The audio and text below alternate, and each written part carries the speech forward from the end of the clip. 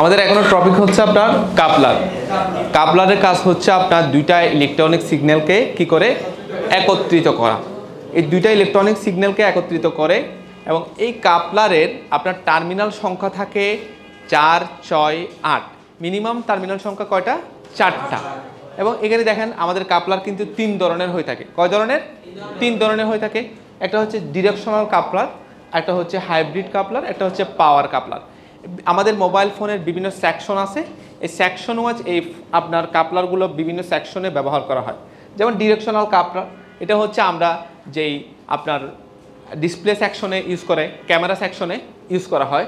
আর hybrid যে আপনার কাপলারটা আছে সেটা হচ্ছে আমাদের নেটওয়ার্ক সেকশনে ব্যবহার করা হয়।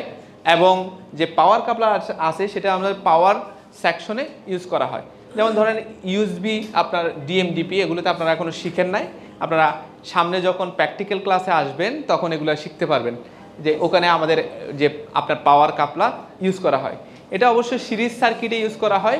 সিরিজ সার্কিট থেকে যদি কোনো কম্পোনেন্ট উঠিয়ে ফেলেন তখন সেটা যেহেতু ওপেন সার্কিটে পরিণত হয়, তাই কাপলার যদি কোনো সেকশন থেকে উঠিয়ে ফেলেন ওই সেকশনটা আর কাজ করবে না। কথা বুঝতে পারছেন?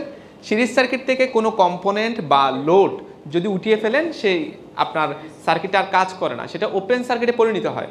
যার কারণে আপনি সার্কিট বোর্ড থেকে যদি আপনি কাপলার উঠিয়ে ফেলেন তখন কিন্তু ওই সার্কিটে আপনার প্রপার যে কাজটা ছিল ওই কাজটা কখনো করবে না, কারণ এটা ওপেন সার্কিট হয়ে গেছে। কথা বুঝতে পারছেন? কাপলার নষ্ট হয়ে যাক বা আপনি কাপলার উঠিয়ে ফেলেন। বিভিন্ন কম্পোনেন্ট আছে যেগুলো আমাদের প্যারালাল সার্কিটে ইউজ করা হয়। যেমন ধরেন ক্যাপাসিটর। ক্যাপাসিটরকে আমরা অনেক সময় দেখা যায় কি রিমুভ করলেও সার্কিট বোর্ড সচল থাকে এবং চলে। কিন্তু আপনি সিরিজ সার্কিট থেকে যদি কোনো কম্পোনেন্ট উঠিয়ে ফেলেন অবশ্যই সেটা আপনার ওপেন সার্কিট হয়ে যাবে, ওখানে ইলেকট্রিসিটি আর পাস হবে না।